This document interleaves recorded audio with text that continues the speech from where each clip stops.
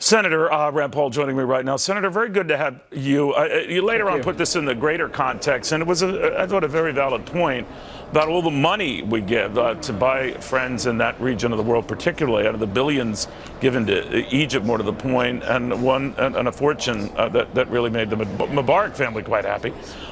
Did you get any answers? Yeah, you know, one of the things you're trying to judge, I think, is temperament. And he's been through about 5 hours of testimony now. And you want to know, will he be a diplomat? Does he understand that war is the last resort, not the first resort? And I think that's come through pretty clearly. I think it's also important that your head diplomat, the Secretary of State, not believe that we live in a simple world where people are all good or all evil. And this is the thing that's been lost on some, even some in my party, that when you discuss Russia, they're neither all good nor all evil. They are our adversary often. They've been acting in an aggressive way outside of international norms, aggressively moving into countries and crossing international borders. And yet, it doesn't mean that we shouldn't have a conversation, or that we still don't have to have a conversation concerning nuclear arms and making sure that we don't have accidents happen in a large scale in our country and our world. So I think he does understand that more than some of the maybe knee-jerk neoconservatives that may be a little bit too, I guess, prone to thinking war is the first resort, not the last. Were you, by any chance, including Marco Rubio in that group and his pretty tough, sharp questioning? I don't want to characterize anybody, but I do think that a diplomat probably will not be saying, you know, the head of so-and-so country is a war criminal. I think that's probably not a good way to start off a new administration. The Secretary of State will need to talk to Russia, both about nuclear arms, about making sure accidents don't happen, that we don't shoot down one of their planes or vice versa.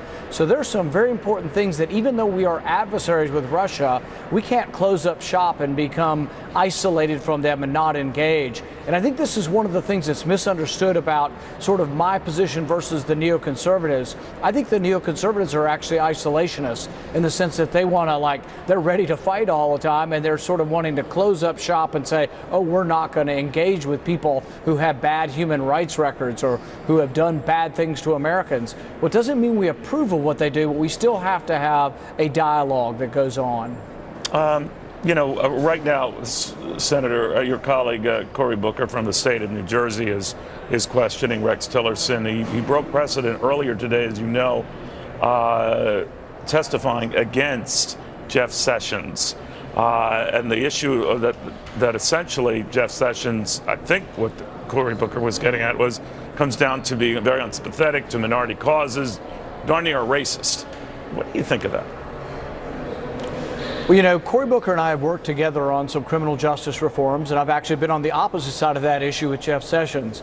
But I don't think it's fair to attack Jeff Sessions for racial insensitivity or racism. Those are such terrible charges that they should only be leveled against people who truly are, because really in our modern world, I've never met anybody who wants to be called a racist. We all strive very hard to say, you know what, the law needs to be colorblind. And I think if you want to look at Jeff Sessions as close as you can get to what he truly believes, you know, one of the people that advanced through his office was an African American who now is the only chief of staff for a Republican in the House side. And people who actually worked with him you might want to talk to, instead of saying, well, some African Americans don't like Jeff Sessions. Well, you might want to point out that some of the ones who aren't happy with Jeff Sessions are also from an opposite party. We can have differences of opinion without being called a racist. And I didn't look, and I'm not characterizing Cory Booker's presentation of that because I didn't hear it actually. But what I'm just saying is that I'm a little defensive to people trying to characterize Jeff Sessions as something that I think is a terrible thing to be called, and I have never seen any evidence of that from Jeff Sessions. Rex Tillerson, in speaking today, had mentioned that sanctions generally don't work. They end up hurting American interests more than the country to whom they're targeted. And he had a sort of a reassessing relationship, to your point, about how not only we give out aid to one of your concerns, but how we approach dealing with countries. But the one area I wanted to address with you was how he thought this administration bungled its response to Russia when it first invaded Crimea, and that he might have wished to send a stronger signal, either amassing troops on the border, getting NATO to do the same, But if I understand, Senator, NATO wasn't willing to do that back then, hence we fell back on sanctions. How do you feel about that? Well, I was here at the time, and I think the problem was Obama wanted to appear strong, and so he drew this red line. Then he got cold feet and he said, maybe I should obey the Constitution and ask Congress first. I've always been of the opinion you ask Congress first. So really, a president shouldn't, for the most part, be drawing red lines like that in the middle of war for which he hasn't even asked approval for us to be there in the first place. We're involved with this war with ISIS, and there is a valid debate we should have over how it should be conducted, where it should be conducted, the extent of what we do. We haven't had that yet. So we've done things completely backwards. And this is not a good way to have foreign policy. Going to war is the most important debate we will ever have. Nothing is probably more profound than sending our young men and women into harm's way. I've seen the devastation that happens to our young people in war.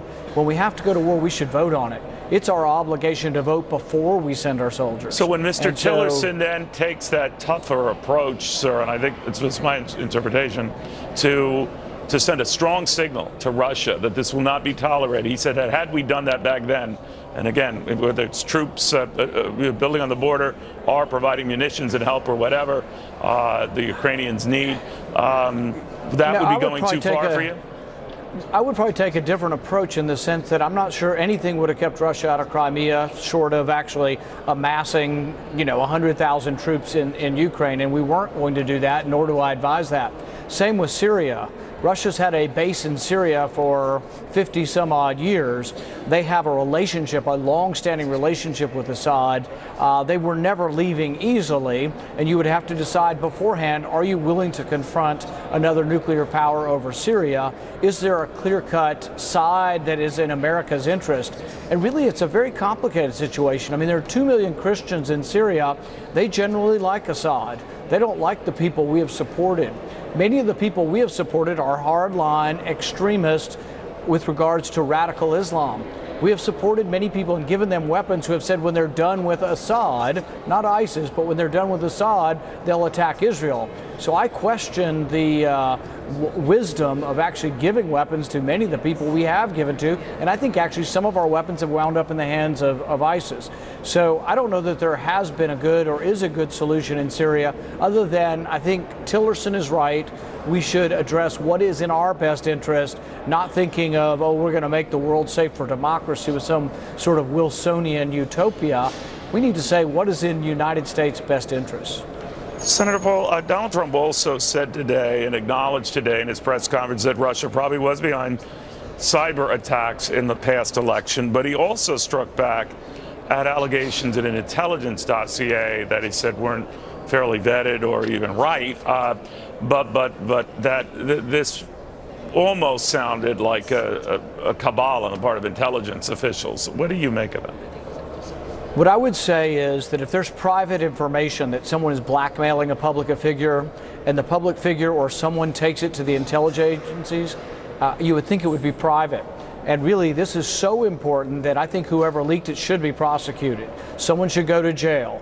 If this was an intelligence agency head that talked to the media, they should go to jail. If this was part of the Obama administration, they should go to jail. The reason is you don't want your public figures succumbing to blackmail. Now, he's saying the information is false, and I have to rely on his word on that. But the thing is let's say any public official is being blackmailed. What do they tell you to do? You're supposed to go to the FBI and give them the information. But if you can't trust the FBI to keep it secret, and the FBI is going to tell the press what someone's blackmailing you about, what will happen is it will lead to a situation where public figures may be more liable to be extorted or to be blackmailed. So this is a very serious thing. But that's exactly what your colleague Senator John McCain did with this, as for what you outlined, that someone gave this or he got wind of this, sent it and went to the FBI with this information and let them pursue it. What do you think of the approach he took? Well, I don't know what all happened. All I can say is when information is given the FBI, particularly information that people are using to blackmail somebody, it has to be kept private, and no one will want to give information to the FBI if the FBI is going to release blackmail information to the public. This is essentially what happened. Somebody is releasing information that was trying to be used to blackmail it, and it turns out the president-elect says it's not true.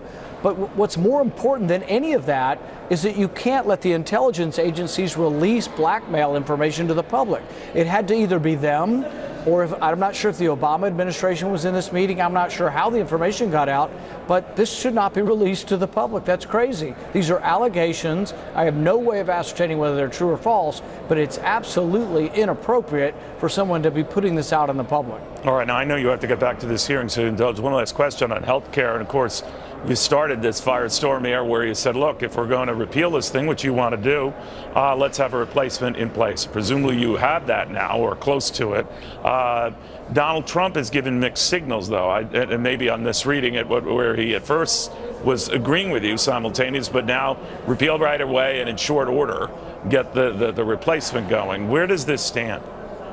You know, I'm getting the same signals from President-elect Trump that I got when I talked to him on the phone, that it should be at the same time. See, it's not exactly certain which actual day that we're going to have the repeal vote. It's coming sometime in the next several weeks. It is being pulled together. But the replacement vote should be on the same day. And why I think this is so important is, one, Republicans do have a replacement plan. We've got a bunch of ideas, some that have been out there for decades, but the Democrats have never let us have them. These involve legalizing the sale of inexpensive insurance, savings accounts so you can save for your insurance, and letting individuals band together so they can get cheaper prices. These are great market reforms. They need to be enacted, and they need to be enacted so we can soften the blow of getting away from this terrible federal government boondoggle called Obamacare. Senator Rand Paul, thank you very much. Very good seeing you. Thank you. All right, the aforementioned hearing.